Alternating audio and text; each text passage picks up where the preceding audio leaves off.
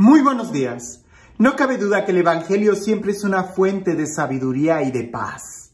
Cuando leí el Evangelio el día de hoy, a pesar de que es un Evangelio que lo hemos meditado mucho en diferentes fiestas que celebramos en la iglesia y que es un Evangelio tan rico en significado, en promesas, cuando lo leí en esta ocasión, inmediatamente me vino esta idea a la mente. En tiempos difíciles, ¿cómo no perder la paz? Si ya hemos perdido tantas cosas, el trabajo, el dinero, oportunidades, no pierdas la paz. Eso es algo importante. En el momento en que tú pierdas la paz, ¿qué importa si tienes dinero? Si perdiste la paz, ya no vas a poder disfrutar nada. Por eso, ¿cómo no perder la paz? Bien, pues el día de hoy, sí, en el Evangelio, pero también celebrando esta fiesta del nacimiento de la Virgen María. El día de hoy celebramos el nacimiento de la Virgen María. La Virgen María es una persona que nos enseña muy bien a no perder la paz. Toda la vida de la Virgen María, desde su concepción, que celebramos el 8 de diciembre, y el día de hoy, el nacimiento, 8 de septiembre, toda la vida de la Virgen María a nosotros nos debe dejar bien claro esta situación. Hay cosas que no son parte de la naturaleza humana. Y una de esas situaciones es el pecado.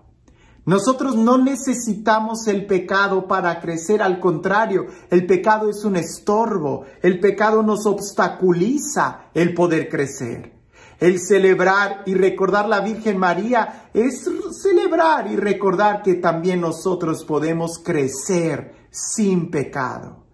A veces nosotros decimos, ay, pues es que déjalo, pues así es. No, así no somos. Nuestra naturaleza es una naturaleza limpia. Sí, tenemos esa tendencia a pecar, pero eso es otra cosa. El día de hoy, si nosotros queremos permanecer en la paz, si nosotros queremos disfrutar la vida, no necesitamos un carro, no necesitamos una casa, ni siquiera necesitamos un trabajo. Lo que necesitamos es no perder la gracia, no perder la paz, no perder la relación con Dios. Y el Evangelio nos va a hablar de eso, de una situación difícil que un hombre tuvo que tomar. Y sin embargo, supo tomar la mejor decisión. Y eso no solamente le cambió su vida, sino que nos abrió a nosotros la puerta a recibir muchas bendiciones. Antes de leer el texto del Evangelio, quiero recordarte que hay varias opciones para la lectura del Evangelio. Usualmente todos escogemos la misma, pero hay varias opciones. Así que antes de que alguien me diga, padre, se equivocó de lectura, depende de la región en la que estés, del país en el que estés, de la diócesis en la que estés y aún así del Evangelio que quieras tomar. Algunas fiestas tienen lectura para la vigilia, para la mañana, para mediodía o para el día. Yo estoy eligiendo esta. Entonces, si tú elegiste o tu párroco en tu parroquia eligieron otra lectura, yo creo que no te hace daño el meditar un segundo Evangelio. Porque después de todo, ¿cuántas veces comes al día? 1, 2, 3, y seguramente que cada alimento que haces al día no es el mismo. Entonces no tengamos miedo de meditar otro Evangelio, de profundizar en otro texto. Y el que elijo es el Evangelio de Mateo capítulo 1, versículo 18 en adelante, y dice así. Cristo vino al mundo de la siguiente manera. Estando María, su madre, desposada con José, y antes de que vivieran juntos, sucedió que ella, por obra del Espíritu Santo, estaba esperando un hijo. José, su esposo, que era hombre justo, no queriendo ponerla en evidencia, pensó dejarla en secreto. Mientras pensaba estas cosas, un ángel del Señor le dijo en sueños, José, hijo de David, no dudes en recibir en tu casa a María, tu esposa, porque ella ha concebido por obra del Espíritu Santo. Dará a luz un hijo y tú le pondrás el nombre de Jesús, porque él salvará a su pueblo de sus pecados. Todo esto sucedió para que se cumpliera lo que había dicho el Señor por boca del profeta Isaías. He aquí que la Virgen concebirá y dará a luz un hijo, a quien pondrán el nombre de Emmanuel, que quiere decir Dios con nosotros. Tú podrás decir, pero ¿cuál es el problema ahí? Bueno, mucho. Ponte en el lugar de San José. Te acabas de desposar con una persona. Y es que el desposorio o el matrimonio, sobre todo en esa región, en esa época, consistía en varias etapas. Y una de las etapas que era el desposorio, que era, pudiéramos decir, una etapa previa al matrimonio en sí, que era ya llevársela a vivir a tu casa, en ese desposorio donde era como si ya se firmara un acta de matrimonio, donde realmente el varón ya tenía derechos sobre la mujer. Pero el Evangelio pone bien claro que todavía no vivían juntos y que María estaba embarazada por obra del Espíritu Santo y que María va y le dice a José, oye, estoy embarazada por obra del Espíritu Santo. Y José es un hombre justo.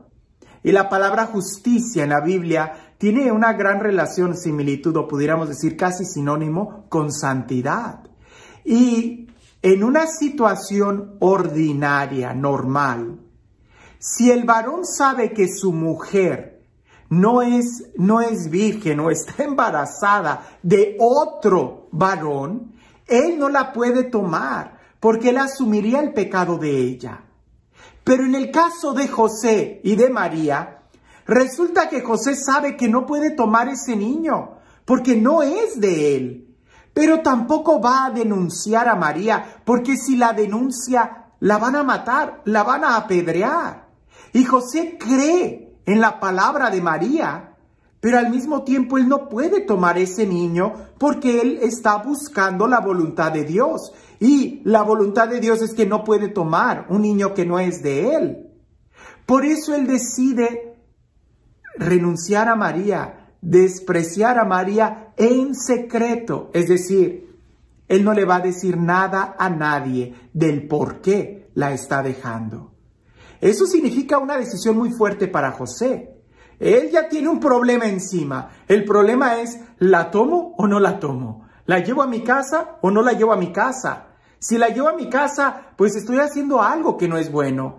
Pero si la denuncio, la van a matar. Y eso tampoco es bueno. Entonces él decide rechazarla en secreto. No decir nada y simplemente nunca llevársela a vivir con él. Eso va a poner en juego la reputación de José. Y creo que esa es una enseñanza. Primero es, ¿qué es lo que a nosotros nos preocupa más? ¿Nuestra reputación? ¿Nuestra fama? ¿El qué dirán de nosotros? ¿O el resolver un problema? Y José está viendo que es más importante salvar la vida de María, salvar la vida de ese niño y buscar una solución. Y no tanto como su reputación. Eso no importa.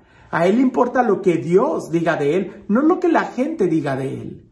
Por eso, si en cierta situación de tu vida tú estás en un problema, que no te importen los demás. Primero busca tu corazón. Si ya perdiste tu trabajo, si ya perdiste tu dinero, si ya perdiste, qué sé yo, un carro, no pierdas la paz. Porque perder la paz es una decisión propia. Pudiera estarse derrumbando muchas cosas, pero tú eres quien elige perder o no perder la paz. Tú no eres responsable de las cosas que sucedan a tu alrededor. Tú solamente eres responsable de cómo reaccionas. Y tú eres el único quien tiene control en tu corazón. Por eso, primer punto que nosotros pudiéramos decir es, decide. ¿Quieres perder la paz? ¿Quieres seguir perdiendo? Yo creo que no. Punto número 1, pudiéramos decir, no te adelantes, no tomes decisiones luego, inmediatamente, no reacciones. Porque usualmente cuando reaccionamos mal y después nos arrepentimos. Si José hubiera estallado en cólera, hubiera gritado, hubiera salido de la casa rasgándose las vestiduras y diciendo, ella está embarazada y yo no soy el padre de ese niño, Pues sí, todo el mundo hubiera entendido esa reacción de José, pero las consecuencias no iban a ser nada buenas. No te adelantes, tranquilo. Segundo, no entres en terrenos difíciles, en terrenos donde tú no puedas salir, en terrenos donde tú vas a, pudiéramos decir, tú vas a hacer el problema más grande. Tranquilo, que lo que vayas a hacer no empeore las cosas. Pudiéramos decir, el tercer punto es, revisa que hay muchas opciones. No siempre la justicia es la mejor respuesta. José, por orden de justicia, él pudiera haber denunciado a María, pero él descubrió que había otro camino, el amor, la confianza. Alguien pudiera decir, José, pero vas a perder tu reputación. ¿Y a quién importa el qué dirán? A él importa lo que Dios dice de él. Y es precisamente esa actitud, el buscar la voz de Dios, lo que hace que José tenga una revelación muy profunda. Porque es hasta ese momento donde él entiende el rol que él va a tener en la historia de la salvación. Él va a tomar a María y cuidar a ese niño, que será el Salvador. Lo que aparentemente era una desgracia, era un gran problema, en realidad era una gran bendición para José. Pero si nosotros reaccionamos mal, vamos a terminar ensuciando grandes bendiciones para nuestra vida, o vamos a terminar aniquilando esas oportunidades y bendiciones que tenemos para nosotros. Así que es ahí, escuchando la voluntad de Dios, buscando la voluntad de Dios en primer lugar, donde Dios cambia nuestros planes. No tengas miedo de que Dios cambie tus planes. Dios es experto en cambiar planes. Nosotros hacemos nuestros planes y Dios se ríe de ellos. Tú solamente confía en Dios y sigue avanzando. Deja todo lo demás en sus manos. Porque podemos perder muchas cosas, pero si nosotros seguimos en pie, con la paz, con la gracia de Dios, seguramente podremos esperar cosas mayores.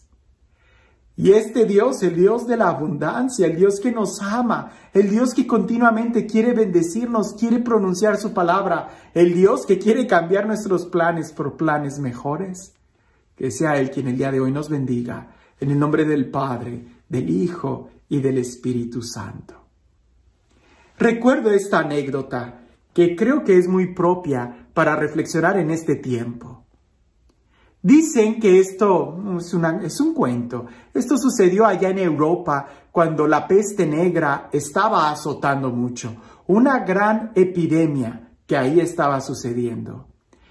Cuentan que había pueblos incluso que de 10 habitantes, 7 personas, de cada 10, 7 morían a causa de la peste negra. Esto está documentado en la historia, esto es verdad.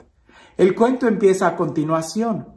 Que había un monje que estaba caminando de un pueblo a otro cuando vio al ángel de la muerte, al ángel de la peste negra, que iba caminando. Y el monje, por curiosidad, le pregunta al ángel, ¿a dónde vas? Y él dice, voy a entrar a ese pueblo de donde tú estás saliendo y voy a llevarme a 100 personas de ahí. Van a morir por la peste negra. Y aquel monje se sorprende y dice, 100 personas son muchas. Y el ángel le dice, son más que suficientes. El monje sigue su camino, el ángel de la muerte entra al pueblo y mata a las 100 personas de la peste negra. Tiempo después el monje regresa a ese pueblo y se da cuenta que no fueron 100 personas, fueron más de 50,000 personas las que murieron por la peste negra. El monje se sorprendió mucho y dijo, pero a mí me dijeron que solamente iban a ser 100. Bueno, viene de salida el monje y se vuelve a topar con el ángel. Y el monje le dice, oye, además de ser tú el ángel de la muerte, veo que también eres un mentiroso. Y el ángel de la muerte le dice, no, ¿por qué dices eso? Y dice, tú me dijiste que solamente te ibas a llevar a 100 personas y resulta que murieron más de 50,000. Y el ángel le contesta, yo solamente me llevé 100, pero detrás de mí vino el ángel del miedo y él se llevó el resto. A veces es así. Tenemos un problema, pero el problema no es el problema. El problema es que a veces nosotros no sabemos cómo manejarlo y el miedo llega y nos vence. Si tenemos un problema o una situación difícil, por favor, no pierdas la paz, no pierdas la esperanza, no pierdas la fe. Si ya has perdido tantas cosas, no pierdas la paz. Y a ejemplo de San José, busca la dirección de Dios, que Dios es el único quien puede escribir derecho en renglones torcidos y Él puede cambiar ese problema por una gran bendición. Que tengas un excelente día.